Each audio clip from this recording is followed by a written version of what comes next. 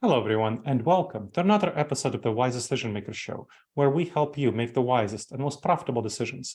My name is Dr. Gleb Tsipursky. I'm the CEO of Disaster Avoidance Experts, the future of work consultancy that sponsors the Wise Decision Maker Show. And today with me is Niklas Dorn, who is the CEO and co-founder of Filestage. We'll learn about Filestage a little bit later. But first, Niklas, tell me a little bit more about how you manage a fully remote team of about 50 workers in the context of a lot of companies right now trying to get their employees back into the office. So what's your secret to being able to successfully manage this team, which a lot of companies seem to not be able to do very well? Yeah. I think it all starts with having a really good team in place first. So I think remote work, typically you should already hire people that want to work remotely. I think that's one and a super important component.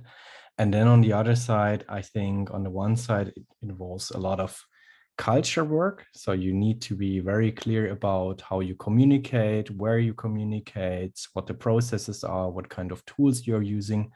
And give all of that to your remote employees.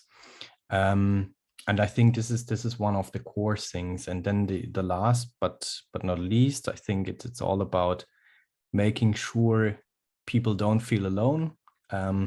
You still build like a company culture, so it's not just about work and productivity and results, but it's also about making sure that people are heard and they don't feel disconnected. And you're really involved and make sure you know how everybody's feeling. Basically, I think those are the most important things. Yeah. Okay, so I can imagine hiring all remotely. That's an easy thing to understand. From what I saw, there's something like about 15% of all jobs on LinkedIn are currently fully remote, but about 50% of LinkedIn users are applying to those jobs. So clearly there's a large demand to work remotely. But let's talk about those other two components, the communication/collaboration and the isolation/culture. Tell me a little bit more about how you communicate, especially I know that there's differences between asynchronous and synchronous communication, collaboration. So if you can talk a little bit more about that, that would be helpful. Yeah, definitely. I mean, if you like, I can share some results in this direction. So for example, what we understood and found is that 81% of all the companies today, again, like go back to hybrid work or from the office work, which I think is super interesting.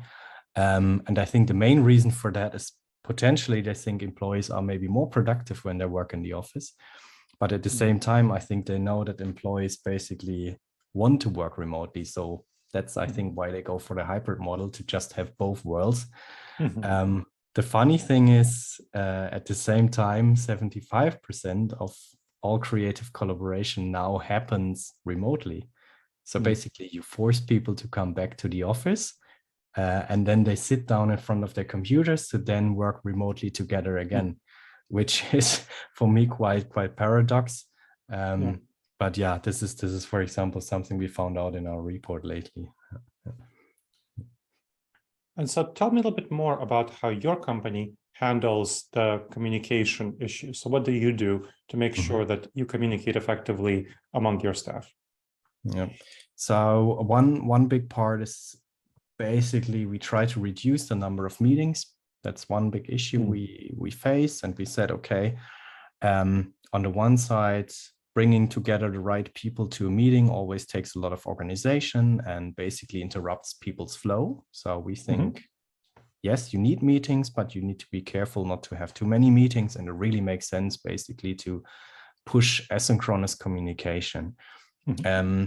One thing we do on the one side in terms of asynchronous communication is to use tools like Loom or Vidyard that allow you to screen record yourself on your computer. So for example, if you have any thoughts to express, if you want to share a presentation, you just do a quick screen recording, then you have a video, and this is a video you can then share via a link, via Slack or Microsoft Teams or anything in this direction, or even attach it to your project management tool task. And then a day later, if your colleague has finally time and focus, basically, your colleague can watch your video and gets the full picture, like can see your expressions, your emotions, but also see your screen. And this is something we do quite often. Plus, we believe a lot like in good documentation. So let's say we organize things in projects and then have tasks for things. And then basically we have comments on certain things and link the right documents there and really make sure it's documented and easy to follow. Yeah. Excellent. And let's go to the other one, the culture and isolation. So how do you make sure that people aren't isolated? I think we could talk for a couple of days about it. In a nutshell, we have a couple of things in place to make sure they don't feel isolated. So on the one side, we have daily meetings organized in the teams to really just check in on things. Then on the other side, what we do is, let's say we have donut calls in place. And those donut calls randomly bring together two people from the organization to talk about non-work stuff, basically to talk everything but work. And this is really, really helpful.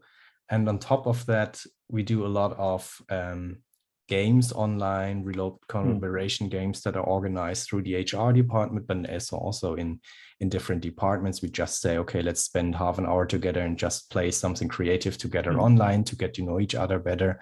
We often use breaker questions to really come up with good discussions. And last but not least, not too often, but once in a while, we also meet in real life and really try to have company retreats, team retreats, a couple of days together where we really hang out together and just also do non-work related things.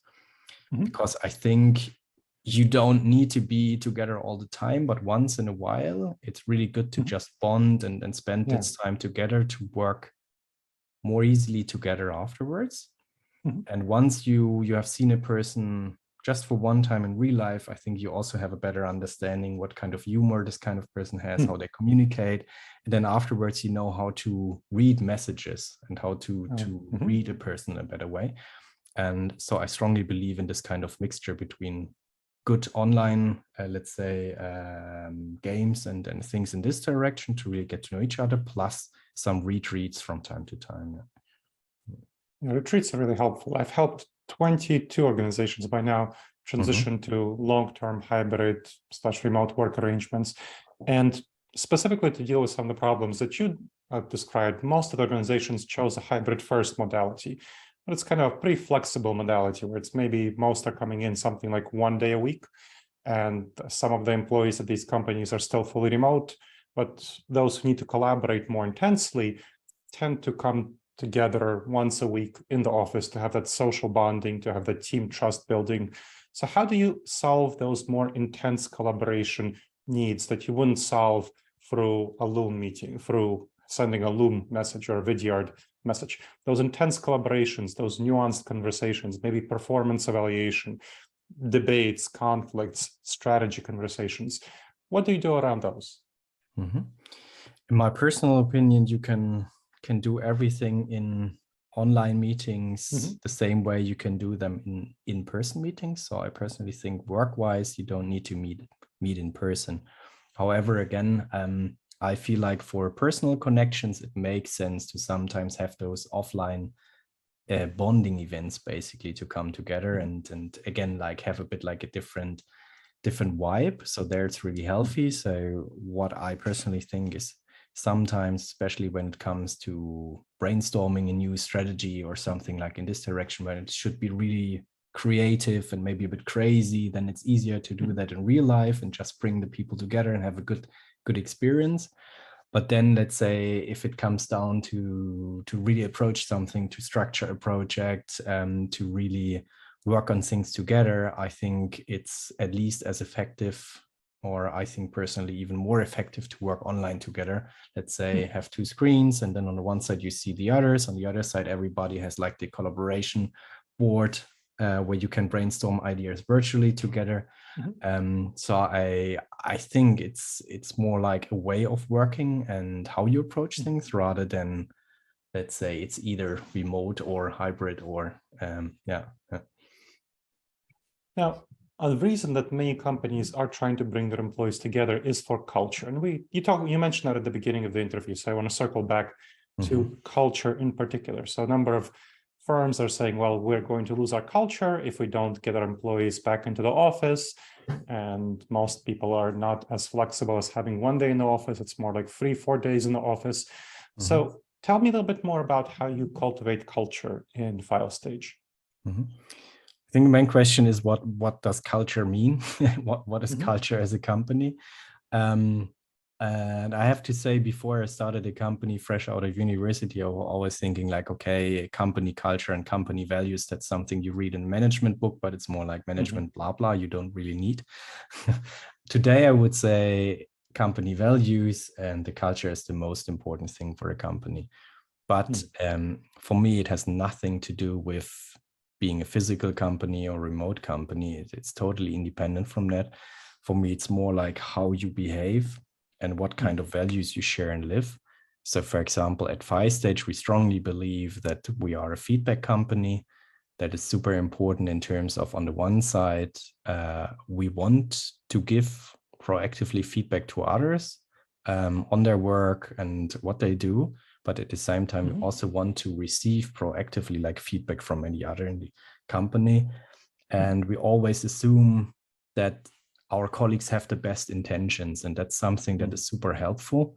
Coming back to when you get a written feedback or something, you can read it that way or this way. But if you keep in mind your colleague has the best intentions, then normally you will read out the good stuff and not the bad stuff. And so I think things like that are super important in the company. Also, sharing context is for us a really big value, and I think will make people really believe in something. So I think if you have great people and you don't give them all the context and transparency, how can they really work and take decisions on their own? And for me, this is a lot about trust. It doesn't matter if it's, again, remote or in the office. So we try to make a lot of information really like accessible for everybody in the company. So the main KPIs, everybody has access to it. We share it. If we go for a new strategy, we really try to explain why. And then afterwards, we also share, let's say, the details in the presentation so people can look it up and really understand, okay, this is why we are going this direction, but they can also challenge it. And then basically based on that, they can also create their own strategy in their department. And for me, this really makes a company culture, rather than saying, hey, we are a company, we have a nice coffee machine, or we have a really cool room where we can hang out together and Friday there's pizza. Okay, I can also order pizza on myself somewhere.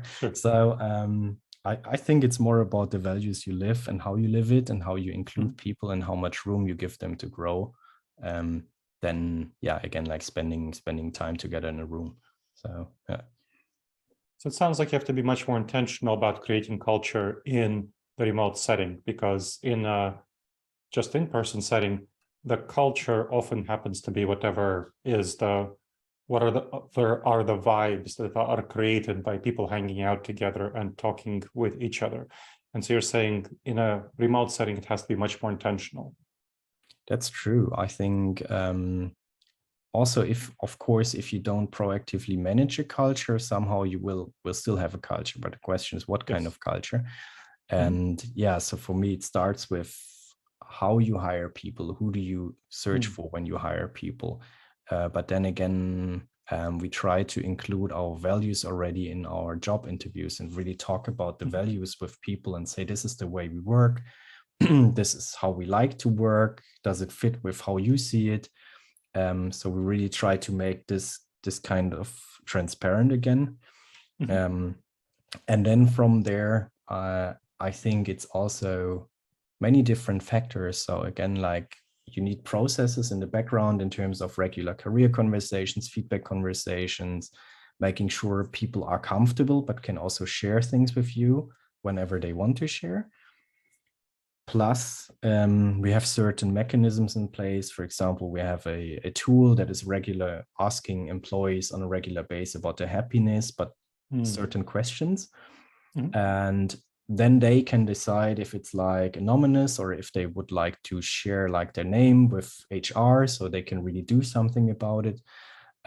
So we have different, let's say, options to understand how people are feeling and what kind of culture we right now have and how we are doing over time, if people are happy or not. And I think this is super, super important. Yeah. That's definitely valuable. Tell me a little bit more. So you said you started the company coming out of university. Tell me a little bit more about the company and what it does and why you created it. What problem is it trying to solve? Yeah, so yeah, we started Filestage in 2015. So my co-founders and me, and my one co-founder is coming from the advertising industry. And I also worked in marketing before, during my master's, but also before. And we always had one problem when you create content such as a video or a podcast or a product catalog or a website. You always start to be super creative, and at a certain moment you need to get feedback from other people in your organization. You need to get feedback from legal, you might need to get feedback from marketing, you maybe need feedback from your client if you work as an agency, and this process for us was completely broken. So the creative part was super nice, was cool, but once you started to share content for feedback, it was an endless meeting sessions, email ping pong, people calling you, and feedback in 30 different places. And that was super annoying.